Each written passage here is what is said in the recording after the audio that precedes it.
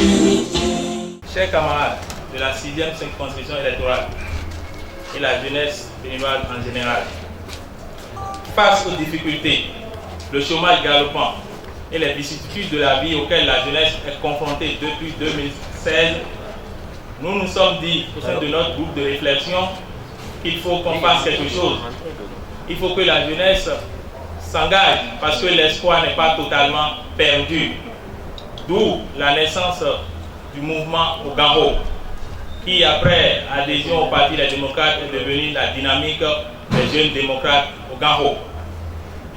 C'est ainsi que nous avons décidé de lancer un appel dans toutes les circonscriptions électorales du Bénin à la jeunesse pour lui dire qu'il est temps qu'elle s'engage. Milo Ogaro, le rassemblé. Mais quand bien Milo était là, il nous a dit, bon, Milo est une quoi, puis nous avons et sauvé en ce jour, samedi 27 juillet 2024, je voudrais du haut de ce pupitre vous adresser au nom de la DJD Ogaro mes sincères salutations pour votre mobilisation encourageante. Camarades et compagnons d'infortune, en ce moment où notre quotidien est rythmé par la disparition tragique en cascade de nos amis jeunes, dont le dernier cas, celui de Latif Raji, a profondément ému la communauté nationale et internationale. En ce moment de vive douleur et de constellation, comment ne pas avoir une pensée pieuse à l'endroit de nos frères, à l'obligation constitutionnelle et morale de revoir de fond en comble les conditions de vie des détenus politiques ou pas, car la vie carcérale ne doit pas être infernale chez nous, mais au lieu de correction et de rééducation. Aussi longtemps que nous aurons des prisons, peu importe par qui les cellules sont occupées, il nous faut les humaniser. En effet, l'humanité en est pleine mutation, secouée par des crises et des conflits sans précédent. Pour faire face à tout cela, il faut absolument une jeunesse aguerrie avec un parti expérimenté, dirigé par un homme de vision, d'ambition et qui a le cœur dans la main. Je vais nommer son Excellence Dr Thomas Boni Yahi, à qui nous rendons ici un hommage abyssal pour ce vulnérable. Notre pays, le Bénin, a besoin de changer de cap et de chauffeur. Mais pour y parvenir, il faut impérativement que la jeunesse se réveille. Brave jeunesse de Calavi, dynamique population d'Abomey-Calavi, déterminée, jeune, de l'immense et impressionnante cité d'Ortois, soyez à l'image de cosmopolite, universitaire, commercial et touristique. Aucun pays de ce bas monde, je dis bien, aucun pays de ce bas monde ne peut connaître d'émergence sans intégrer la volonté populaire et tenir grand compte de la contribution des uns et des autres. C'est justement ce que nous proposons modestement quant au projet de destruction ou de délocalisation du célèbre marché international de Dankoba. Certes, le besoin de détruire est également un besoin de créer. Mais n'oublions pas, comme le disait Gandhi, que nous devons être fiers d'avoir hérité de tout ce que le passé avait de meilleur et de plus noble. Cet édifice mérite d'être rénové et mis au goût du jour, mais pas rasé. Il regorge incontestablement un gisement de trésors culturels et identitaires inoubliables. Mes chers camarades, les jeunes concitoyens africains que nous sommes peuvent-ils rester insensibles à la crise Bénin-Niger avec ces graves conséquences sociopolitiques et économiques? Il faut reconnaître que l'heure n'est plus à la recherche du fautif ou d'un quelconque bouc émissaire, mais plutôt la recherche de solutions pour préserver notre vivre ensemble. Notre collaboration fraternelle et séculaire en fait que les deux peuples se portent mieux, beaucoup mieux. En ce qui concerne la pègre djihadiste, la DJD Ogaro préconise une approche régionale dans une synergie d'action et sans oublier que les populations de nos différents pays, surtout ceux qui sont dans les zones dites rouges, doivent faire preuve de vigilance et de prudence et être prompts à partager les informations avec nos forces de sécurité et de défense, le tout dans la discrétion. Chers combattants, dans moins de 2 ans, notre pays connaîtra une série d'élections qui, je l'espère, ouvrira une ère ouverte sur notre pays. Croyez-moi, Abomey Calavi a un rôle indéniable à jouer pour rompre la rupture et montrer la porte de sortie au nouveau départ, qui en réalité n'est qu'un mauvais départ. C'est pourquoi je vous lance un appel solennel à travers l'appel de Calavi pour vous demander de serrer les rangs et poursuivre la mobilisation via la veille citoyenne. Quelque chose est possible si on s'y engage réellement. Si nous voulons, nous pouvons.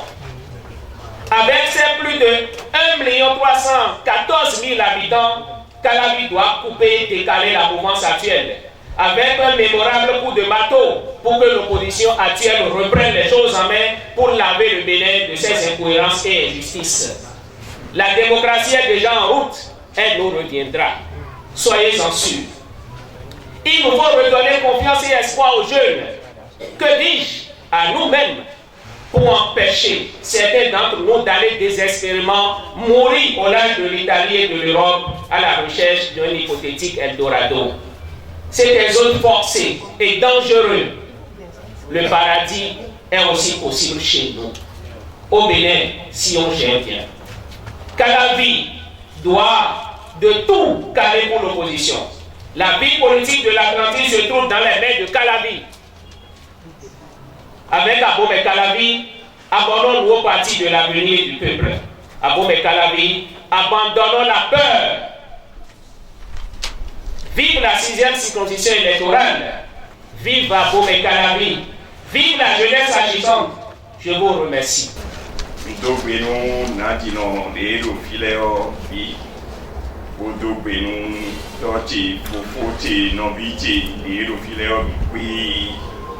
Bonandon mi don kundo ko gege bonando o taji de njara don mi o ewe mini kudo aso mi ton mi kudo aso mi ton do mi tun file ni gosinyon mi kale tun file ni ko enbe yo gaye lo mi o mi ka tun file ni ko je yo o ton père ku John Georgia si aso ilo pli lo de so do de gbadanu tiyan Minando, nous avons une impulsion jeunesse. Bon, mais pour les gens qui ont été bon, nous avons une wiwa. Tu as dit que nous avons une wiwa. Bon, ben, ça, nous avons quand nous avons ça, nous avons bon, nous clos, tout le bébé, quoi, nous clos, bon, et nous avons aussi tout, mais et nous avons doté, mais nous bon, quand ça va, il tombe dans que Etienne des couteaux et nous sommes confiance des cons, nous sommes conditions des cons, nous nous donnons les couteaux des on sort et nous avons tendance. Je salue tous les invités, toutes les personnalités ici présentes. Je voudrais dire 2 ou 3 choses. La première chose, c'est de vous remercier, Inès Tessier et votre équipe pour avoir tenu le pari. Ce n'est pas évident, madame l'a dit tout à l'heure, dans le contexte où nous sommes au Bénin, il est difficile, il est même hasardeux de prendre des initiatives de regroupement politique. Donc je voudrais vous en féliciter, vous êtes à la bonne adresse et toute votre équipe, rassurez-vous, il n'y a que la lutte qui paye, chers amis. Il n'y a que la lutte qui paye. La deuxième chose que je voulais vous dire, c'est quoi? Vous savez, l'engagement politique a un prix. L'engagement politique a un prix. Est-ce que nous sommes toujours prêts à payer le prix de l'engagement politique? Le prix de l'engagement politique, ce n'est pas la cotisation que nous payons. Le prix de l'engagement politique, ce n'est pas les frais d'adhésion. Le prix de l'engagement politique, ce ne sont pas les frais de campagne politique. Le prix de l'engagement politique est aussi un prix périlleux. Sommes-nous toujours prêts à payer le prix de l'engagement politique? Je voudrais vous exhorter à payer le prix. Je ne voudrais pas faire la manne de bois. Pourquoi je dis cela? Tout ce qui se fait, tout ce qui se fait dans ce pays, c'est dans l'intérêt de quelques personnes seulement. ils ont déclaré qu'il y a des expropriations pour cause d'utilité publique. Qu'est-ce que l'expropriation pour cause d'utilité publique? Il y a expropriation pour cause d'utilité publique lorsque nous remarquons que dans eux, il y a un site qui doit abriter quelque chose qui va arranger tout le monde. Je suis venu ici en représentant tous les 28 députés à l'Assemblée nationale. Je suis venu ici pour témoigner la solidarité entre les 28 députés. C'est cette solidarité-là que je vous souhaite. Vous savez, ceux qui sont là-bas, que vous connaissez très bien, ils n'ont pas pu prendre un seul député parmi les 28. C'est ça qui a bloqué la révision de la Constitution. Et c'est ça que je vous demande aussi. Ils nous ont montré tout. Ils nous ont promis tout. Mais les 28 ont dit, nous ne voulons pas trahir le peuple. C'est ça. Et aujourd'hui, ils ont contourné pour aller vers le code électoral. Est-ce que nous allons laisser aller aux élections avec ce code électoral? Jamais. Nous allons partir aux élections avec ce code électoral? Jamais. Pourquoi nous n'allons pas partir avec ce code électoral? Je vais vous dire une seule chose. Ils ont un premier plan. Le premier plan, c'est que de faire tout possible pour réintégrer le Parlement monocolore. Le deuxième plan, c'est pour créer un vide juridique en 2026. Comment? Lorsque nous irons aux élections et aucun parti, ou quoi, accord de quoi là, comment ils appellent? Accord de gouvernance, ça veut dire qu'il n'aura pas le Parlement en 2026. Alors que, entre l'installation de la 10e législature et les élections présidentielles de 2026, il y a 3 mois d'écart. Ça veut dire quoi? Tout peut se passer. C'est pour ça que nous nous battons.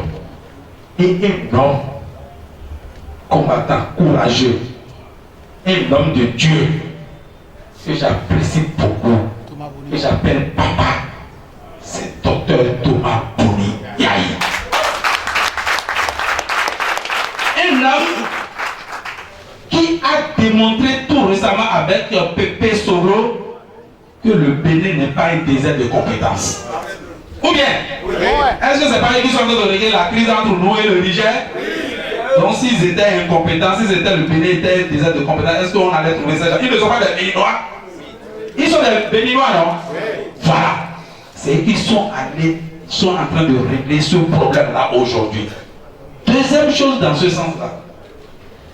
Le président Talon nous a dit, lorsqu'il nous a reçus, nous les députés, il a dit une seule chose. Chers amis, je voudrais retourner ce pays en 2026 tel que je l'ai reçu en 2016. Il nous l'a dit. Il nous a même distribué son numéro, il croyait que nous on allait l'appeler. Aïe, il est fou. Nous on a dit non. Mais s'il veut véritablement laisser ce pays tel qu'il a reçu en 2016, il doit faire 2 choses. La première chose, c'est de libérer les prisonniers politiques et les exilés politiques. C'est vraiment ça. Deuxième chose, c'est de favoriser, je dis bien favoriser, l'organisation d'une élection transparente, inclusive et crédible. Si l'on fait ces 2 choses-là, on peut voir, même s'il ne veut pas sortir par la grande porte, on va le faire sortir par la petite fenêtre. C'est un plaisir pour moi de venir ici soutenir mon frère Prudence ici présent. Je tenais à vous demander à l'applaudir encore. Il y a une phrase qu'on dit souvent aux jeunes: le jeune ne fait pas l'opposition. Vous avez déjà entendu cette phrase? Oui. Parce qu'on dit: pourquoi tu veux te mêler de ce qui ne te regarde pas? Ceux qui sont en haut se comprennent, et à la fin, c'est toi qui perds. Quand vous regardez sur les réseaux sociaux, ce sont les mêmes commentaires. Ceux qui sont en prison, on dit: qui t'a demandé de te mêler de ça? Qui t'a envoyé? Aujourd'hui, ceux que tu as défendus là, est-ce qu'ils sont avec toi? C'est le discours qu'on met dans la tête de la jeunesse pour vous pousser à l'inaction. Mais de quoi il s'agit en réalité? Vous savez, le combat que le Parti des démocrates fait à l'Assemblée nationale, c'est le combat du peuple. Je vais vous expliquer pourquoi. Déjà, merci à l'honorable Midofi qui a parlé au nom de nos 28 députés. Depuis leur arrivée là-bas, ils se battent pour les problèmes de la population. Il y avait problème de sur-salaire. Les agents des mairies ne profitaient pas des hausses des salaires. C'est un député, les démocrates, qui a fait question orale à soulever l'histoire, l'honorable Kodonou, et les députés et les cadres des mairies ont bénéficié de cette hausse des salaires. Il y avait les AME. Cette fois-ci, c'était l'honorable Naoum qui a posé les questions. Comment faire pour améliorer les conditions de vie des AME? Parce que ce sont des aspirants, on ne les payait pas 12 mois sur 12, ils étaient payés, je crois, au début 9 mois, après 10 mois, etc. C'est le parti des démocrates qui s'est battu. Et aujourd'hui, ces mêmes AME, on les paye 12 mois sur 12, ils ont une assurance maladie, les femmes ont congé maternité. Avant, ce n'était pas le cas. C'est une réalité et ce sont des succès du parti des démocrates au Parlement. Il faut les applaudir.